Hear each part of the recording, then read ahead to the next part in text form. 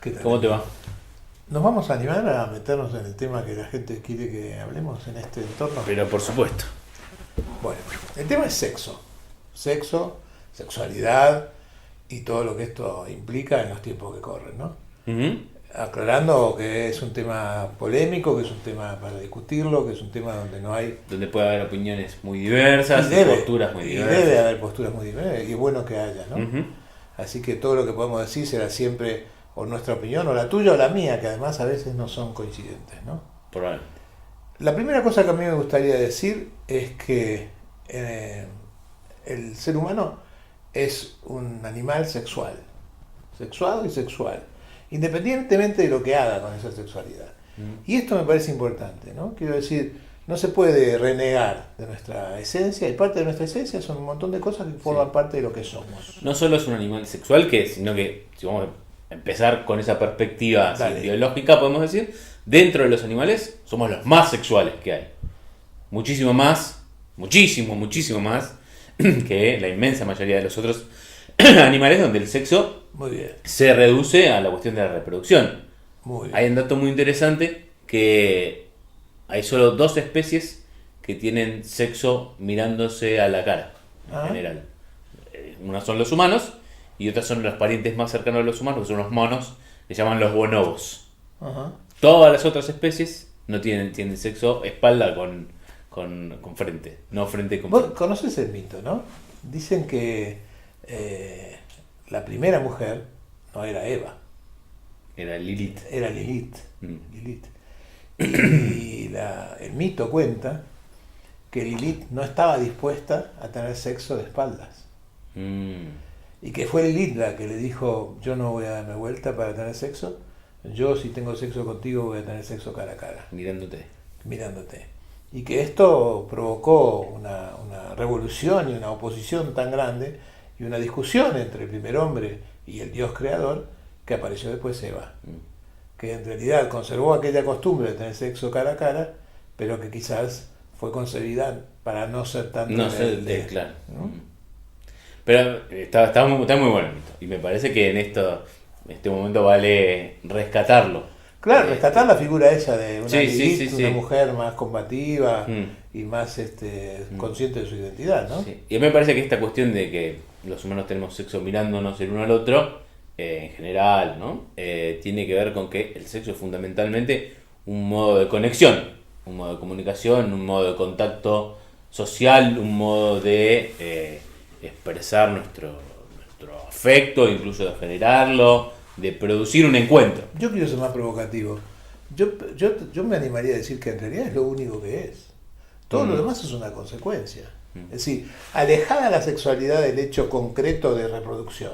Bueno, que está claro, como ya hemos dicho alguna vez, Pero está claro que hoy ahora- en día no tienen nada que ver. Ahora desde todos los lugares. Son completamente, me parece que esta Ni cuestión... el sexo para reproducirse, Claro. ni hace falta el sexo para reproducirse, ni es necesario reproducirse, ni es necesario... Sí, se puede tener sexo sin tener hijos y tener hijos sin tener sexo. Absolutamente son cuestiones absolutamente separadas hoy en día, con lo cual, como me parece que es así como decís, el sexo es únicamente y plenamente una cuestión de encuentro afectivo, social, Una forma de comunicación. una forma de comunicación.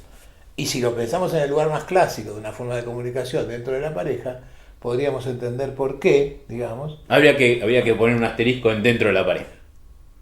Ya empezamos. Bueno, si estamos hablando que es una forma de comunicación, no lo podemos reducir a la pareja. No, es verdad, pero yo tengo 70 años.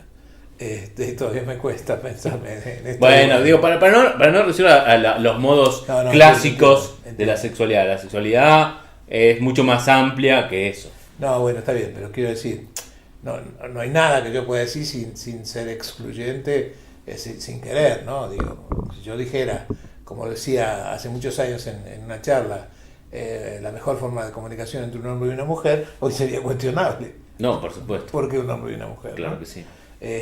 Y creo que hay que ser bondadoso con estas frases que uno dice, digamos, no desde un lugar taxativo de exclusión, Bien. sino desde un hábito de lo que podríamos llamar una psicología, no sé si machista, pero por lo menos no demasiado inclusiva. Bueno, estoy de acuerdo con la bondad, que nos va a venir bien a nosotros, porque como nos estamos metiendo en este tema, seguramente que pisaremos en falso en un momento, así que esperemos un poco de bondad que nos tengan.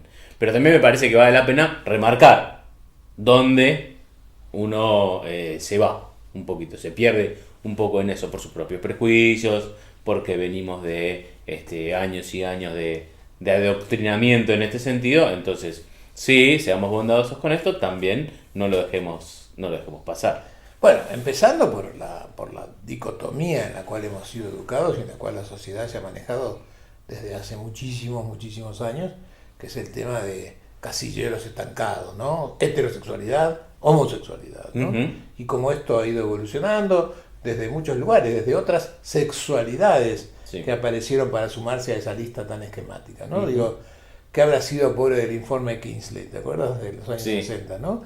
Que era revolucionario en su momento, porque hablar de sexo era revolucionario en los 60, pero hoy sabemos que está lleno de cosas de alguna manera terribles, ¿no? Desde el punto de vista del informe científico, supuestamente. Sí. Bueno, a mí me parece que es muy interesante esto de la apertura de las sexualidades, de las prácticas o de las elecciones sexuales, tanto que yo por lo menos me cuestiono si tiene sentido esta diferencia, esta categorización en distintos tipos, o será que la sexualidad es una sola, que es esto que estamos diciendo, una forma de comunicación, una forma de encuentro, y cualquier encuentro que tenga estas características es sexualidad, más allá de después que la práctica defina, o los géneros de las personas Seguro. que se involucran definan algo, como si hubiera alguna diferencia. Si uno hace una categorización se supone que hay una diferencia, bueno, homosexualidad, heterosexualidad, por ahí no hay ninguna diferencia. Y además todo el mundo cree que todo lo que existe respecto de esto es lo que uno sabe. Además. Y lo que uno ignora simplemente no existe y entonces lo da por desconocido, ¿no? Durante muchísimos años ha existido, a veces más veladamente y a veces más evidentemente, una persecución y una discriminación respecto a la homosexualidad, ¿no? Y hoy asistimos a un momento, afortunadamente, de mucha más apertura y de mucha más conciencia de que esto forma parte de nuestra vida cotidiana. Pero ¿cómo hacemos para incluir todas las demás sexualidades? Digo, porque agregarle a esta dicotomía, si la podemos llamar así y mal llamar así, un montón de otras cosas, ¿no? Sí, la bisexualidad, la pansexualidad, la asexualidad, la demisexualidad, todas estas otras sexualidades que aparecen. Ya no saben, diría mi mamá, ya no saben qué inventar. No, me parece que yo creo que en principio está muy bueno porque le da como un reconocimiento a estas otras maneras. Pero después me preguntó esto, ¿no será que son todas una sola sexualidad y estamos definiendo y separando cosas que en realidad al final son lo mismo? Bueno, no sé si son modos lo mismo, personales. Pero son modos personales. Modos personales. Frente a lo mismo. Está bien, pero entonces tendríamos la Jorge sexualidad, Claro. la de mi sexualidad en el sentido de la de Demián, Sí. y bueno, cada uno tiene la suya. Bueno, pero hay cosas que podemos ponernos de acuerdo que pertenecen a todas las sexualidades, ¿no? Uh-huh. Que de alguna manera satisfacen o están allí para satisfacer algún tipo de necesidad de contacto, porque indudablemente, aún considerando un mero aspecto comunicacional, digamos, Sí. me parece que satisfacen una necesidad que es la necesidad gregaria, la necesidad social, la necesidad fraternal, la necesidad de contacto con un otro. Uh-huh. Y en este sentido tendríamos que ver qué pasa con aquellos que se declaran asexuales, digamos así. ¿Están equivocados? ¿Mienten? ¿O están en un camino enfermizo? ¿Cómo es esto? No creo, me parece que no.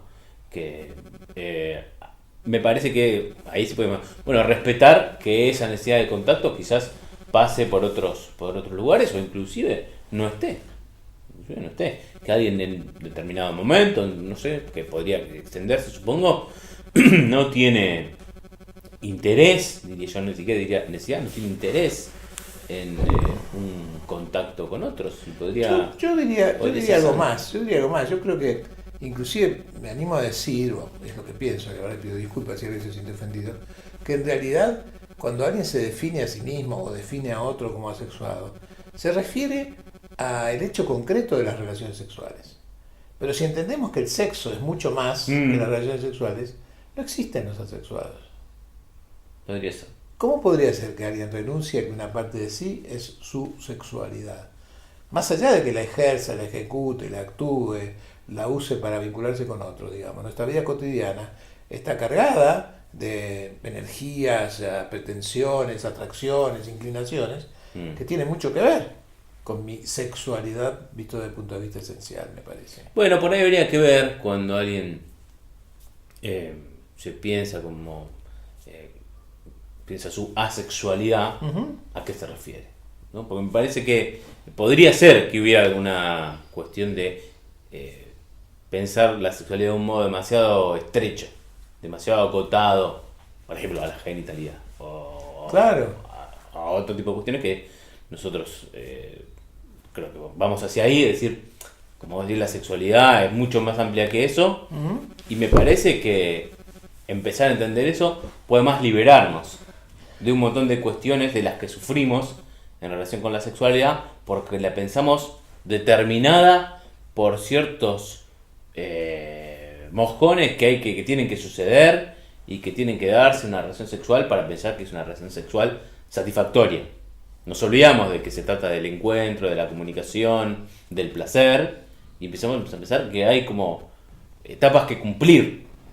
Me parece que en algún momento me encontré con la idea de que el rol que antes ocupaba un poco la culpa moral por la sexualidad tan impuesta por las religiones y por todas estas cuestiones así, que hoy en día, por suerte, en la mayoría de los lugares, en la mayoría de las culturas, tiene una fuerza menor que la que tenía hace un tiempo, pero hay algo que lo ha reemplazado, y que es la idea esta de que hay un modo correcto de tener relaciones sexuales, y que genera lo que se llama ansiedad de performance, que es la preocupación por hacerlo bien, que muchísimos estamos más o menos siempre atrapados, ¿no?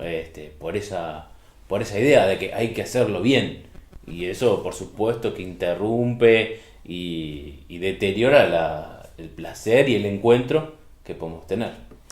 Yo creo que de verdad la ansiedad de performance es para otro encuentro, porque nos lleva a muchos lugares, ¿no? Y a muchos lugares de mucho sufrimiento y de mucho dolor para las personas. Absolutamente. Pero yo diría que para redondear esto, a mí me gustaría que finalmente la sociedad abandone esta idea del temor a lo que Freud llamaba el miedo a la libertad, ¿no? Lo que Fromm llamaba el miedo a la libertad, quiero decir. Este miedo que tenemos de ser libres y que nos ha llevado a tantas cosas, ¿no? A tantas censuras, a tantas reglas, a tantos mitos, a tantos dogmas, ¿no? Que incluían, por supuesto, la sexualidad y que incluían, por supuesto, el placer sexual. Y que yo creo incluían cualquier tipo de placer, en realidad, que no sea socialmente aceptado por la sociedad de cada tiempo y de cada momento, ¿no? Y me parece que la culpa ha sido una de las herramientas que una sociedad opresiva, en un momento determinado, ha inventado justamente para evitar que alguien pueda sentirse tan libre como para disfrutar de cada cosa que hace, ¿no? Y por supuesto no la inventó sola, ¿no? La inventó con el miedo y la inventó con la vergüenza. Y siempre me pareció muy significativo, ¿no? Que miedo, vergüenza y culpa son tres herramientas para cancelar tu propio placer respecto de lo que haces, lo que decidís o lo que pensás, ¿no? Y que además están bien pautadas porque se escalonan en diferentes momentos del hecho concreto de tu decisión. El miedo actúa impidiendo que lo hagas antes de hacerlo. La vergüenza impide que lo disfrutes mientras lo estás haciendo. Sí. Y la culpa impide que recuerdes que lo disfrutaste después de haberlo hecho. Entonces, antes, durante y después, algo placentero, aparecen estos tres fantasmas que en realidad son falsas emociones, ¿no? Son emociones aprendidas, digamos, que están ahí conspirando contra nuestra capacidad para disfrutar de la vida. Y el sexo no es una excepción, por supuesto. ¿Son defensivas, dirías, esas emociones? Y yo creo que son represivas. No sé si defensivas. Creo que son represivas. Y creo que surge de la idea anidada y ancestral de la famosa lucha de si el hombre es esencialmente bueno o esencialmente malo. Si partimos de la idea de que el hombre es un monstruo esencialmente y que el hombre es el lobo del hombre, Hobbes, y de toda esta idea, entonces vamos a concluir que como el hombre es un salvaje que va a terminar matando a su vecino por un pedazo de carne, entonces hay que controlarlo, reprimirlo y tenerlo manejado. Si pudiéramos partir de la base de que el hombre esencialmente, como diría Rousseau, el hombre natural es generoso, amable, solidario y encantador, entonces habría que dejarlo en libertad para que sea quien es. Lamentablemente la sociedad no ha podido demostrar que ninguna de estas dos cosas es cierta y ha optado por la idea Bueno, de por la eso se represión. trata de a cuál queremos apostar. No, ¿a No cuál sé queremos si, acostar? no sé si hay una verdad respecto de eso, ¿sí? Yo creo que sí. Mm. Yo creo que hay una verdad. Yo creo que esencialmente el ser humano es bueno, noble, generoso, compartidor y solidario. Creo que sí. Y creo que si no actúa así es porque ha sido entrenado para esto. Si no actúa así es porque los padres le dicen a su hijo cuando va a la escuela, ¿dónde está el lápiz que compré ayer? Y el niño dice, se lo dejé a mi amiguito. Pero si lo compramos ayer y es nuevo. El niño aprende que estas cosas no debe hacerlas y deja registrado esto. Y no creo que la intención del padre sea censurarlo, ¿no? Pero la huella queda. La huella queda. Sí, yo no sé si podemos determinarlo, yo por ahora no me queda claro cuál es la naturaleza, ¿no? No sé si es importante, pero me hace acordar un poco un cuento, ya que estamos y nos lo han pedido. Sí, dedicado a Tina. Dedicado a Tina. Exactamente, muy bien. El cuento de el guerrero de la tribu que va a ver al chamán y en estas tribus que se rigen por tótems animales y le dice, me doy cuenta que adentro mío conviven un águila noble y maravillosa, pero también un chacal, ¿no? Tramposo y traicionero. Y no sé cuál de los dos va a triunfar, le dice el guerrero. Y el chamán le dice, va a triunfar aquel al que le des de comer. Quizás para la humanidad valga un poco lo mismo, no lo sé.